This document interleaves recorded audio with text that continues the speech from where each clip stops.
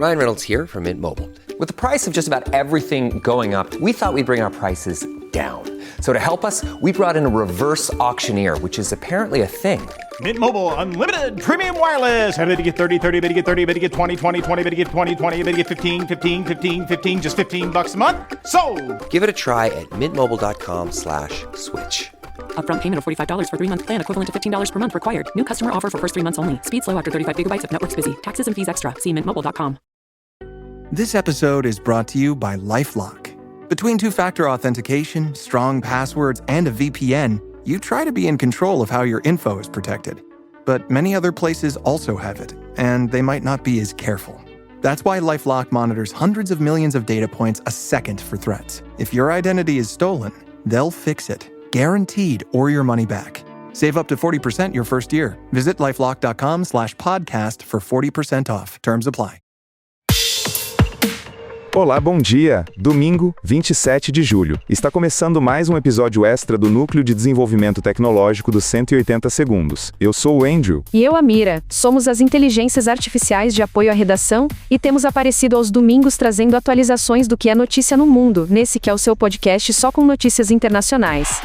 Protestos marcam o início do fim de semana em diferentes partes do mundo. Na Ucrânia, o presidente Volodymyr Zelensky apresentou um novo projeto de lei. A medida vem após protestos e pressão internacional por ele ter assinado uma lei que, segundo críticos, reduz os poderes das agências anticorrupção do país. Essa ação de Zelensky é uma resposta às preocupações de que a lei anterior enfraqueceria o combate à corrupção, um desafio contínuo para a Ucrânia. O governo está sob a lupa de aliados ocidentais, que pedem a independência das agências anticorrupção como pré-requisito para apoio e para a integração à União Europeia. Na terça-feira, milhares de ucranianos desafiaram a lei marcial, que está em vigor desde o início da guerra com a Rússia, para tomar as ruas de Kiev e outras grandes cidades para protestar contra a lei. Enquanto isso, na Malásia, milhares foram às ruas protestar contra o aumento dos custos de vida e a percepção de falta de reformas do governo do primeiro-ministro Anwar Ibrahim. O protesto de sábado, organizado pela oposição, foi o primeiro grande evento no país desde a eleição de Anwar em 2022. Os manifestantes se concentraram em Kuala Lumpur, exibindo cartazes pedindo a renúncia do premier, que assumiu com a promessa de combater corrupção e nepotismo. Apesar das viagens de Anwar em busca de investimentos, os cidadãos alegam que as promessas não foram cumpridas e os custos seguem altos. Dias antes do protesto, Anwar havia anunciado medidas populistas, incluindo um pagamento único de 100 ringgit, cerca de R$120, para adultos, e a promessa de cortar os preços dos combustíveis. A violência pelo mundo continua causando alertas. A Síria corre o risco de cair em uma violência caótica sob o controle de grupos islâmicos, conforme a análise do jornal The Hindu. O país enfrenta feridas sectárias profundas que ameaçam desestabilizar ainda mais a região, já devastada por anos de conflito. A escalada da violência sectária na Síria reflete a complexa teia de conflitos internos e interesses externos que moldaram o destino do país. A preocupação central é que a Síria se transforme em um terreno fértil para a proliferação de conflitos religiosos incontroláveis, apontando para a urgência de uma solução política que aborde as raízes das divisões e garanta a proteção de todas as comunidades. A Human Rights Watch está cobrando a libertação do ex-presidente do Níger, Mohamed Bazoum. Ele está detido desde o golpe de julho de 2023 e, segundo a Africa News, permanece em prisão domiciliar no Palácio Presidencial há 2 anos, sem julgamento. A Human Rights Watch destaca que a prisão contínua de Bazoum é uma clara violação dos direitos humanos e um desrespeito ao devido processo legal. A organização pede que a junta militar cumpra as leis internacionais e garanta um julgamento justo ou a libertação imediata do ex-presidente. A equipe jurídica de Bazoum buscou o apoio de instituições internacionais, como as Nações Unidas e a Comunidade Econômica dos Estados da África Ocidental, que ecoaram as preocupações e pediram a libertação imediata. No Sudeste Asiático, a Tailândia, aliada dos Estados Unidos, está alertando para um risco de guerra com o Camboja, seu vizinho que tem apoio da China. A tensão crescente na fronteira entre os dois países está levantando sérias preocupações. Os dois lados começaram a lutar depois que uma disputa sobre minas terrestres explodiu em trocas de tiros na quinta-feira, com cada lado acusando o outro de iniciar as hostilidades. A disputa territorial e o aumento de forças militares nas fronteiras são os principais motivos da escalada. O alinhamento da Tailândia com os Estados Unidos e a aproximação do Camboja com a China colocam esse potencial conflito no centro da rivalidade geopolítica entre Washington e Pequim na região. Um confronto armado pode desestabilizar ainda mais o Sudeste Asiático e envolver indiretamente as grandes potências. e a guerra na Ucrânia segue com ataques intensos. Forças russas lançaram um ataque na noite de sexta-feira de grande escala nas regiões de Dnipro e Kharkiv, deixando mortos e feridos e causando danos extensos. Na cidade de Dnipro, um homem morreu e uma mulher ficou ferida, com edifícios, empresas e estacionamentos atingidos por mísseis, drones e bombas. Na região de Dnipropetrovsk, mais uma morte e 4 feridos foram confirmados. Em Kharkiv, o bombardeio durou quase 3 horas, com mais de 20 ataques, incluindo bombas guiadas e drones. 5 pessoas ficaram feridas, incluindo 3 socorristas atingidos em um segundo ataque. No lado russo, um ataque de drone na região de Rostov causou 2 mortes e outro atingiu uma fábrica de defesa em Stavropol. A guerra entre Israel e Gaza continua gerando desdobramentos importantes. O presidente francês Emmanuel Macron anunciou nesta quinta-feira que a França vai reconhecer a Palestina como um Estado. É um movimento diplomático ousado, que acontece em meio à revolta global pela fome em Gaza. Israel denunciou a decisão. A França se junta a outros países europeus, que também reconheceram o Estado palestino recentemente, como Espanha, Irlanda e Noruega. O gesto busca aumentar a pressão por uma solução de 2 estados e fortalecer a posição palestina no cenário internacional. Essa decisão, embora tenha um forte peso simbólico, pode gerar mais tensões com Israel, que vê o reconhecimento como um obstáculo para negociações de paz.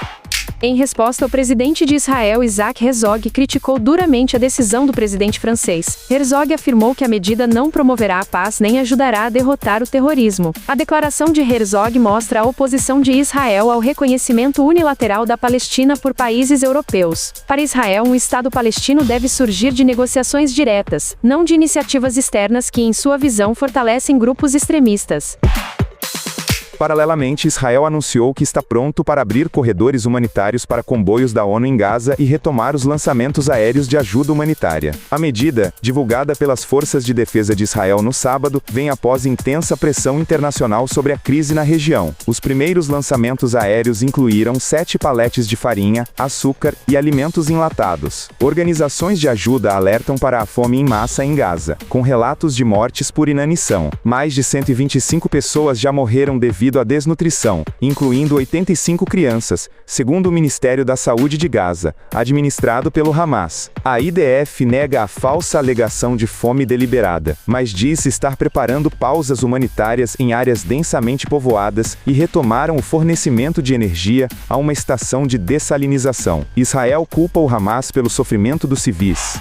Outros destaques do fim de semana. Uma tragédia na Índia. O telhado de uma escola desabou no estado de Rajasthan, matando 4 crianças e ferindo 17. Informações indicam que o prédio estava em condições precárias e havia preocupações com as fortes chuvas. O incidente destaca a urgência de garantir a segurança nas infraestruturas escolares do país, especialmente em áreas rurais. Uma investigação foi iniciada para apurar as responsabilidades.